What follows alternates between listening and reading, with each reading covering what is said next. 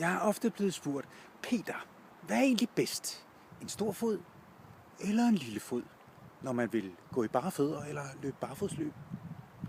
Spørgsmålet er simpelt, men svaret er komplekst, og lad mig uddybe det lidt her. Forestil jer, at der ligger en grankogle her og en grankogle her. Og jeg kommer gående med min voksenfod, og jeg undgår den ene, men lander på den anden. Havde jeg derimod haft en størrelse børnefod eller kvindefod, så havde jeg undgået den begge.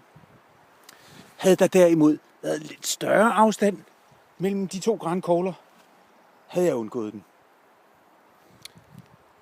Problematikken kompliceres yderligere ved, at en større fod fordeler trykket på en større flade end en lille fod.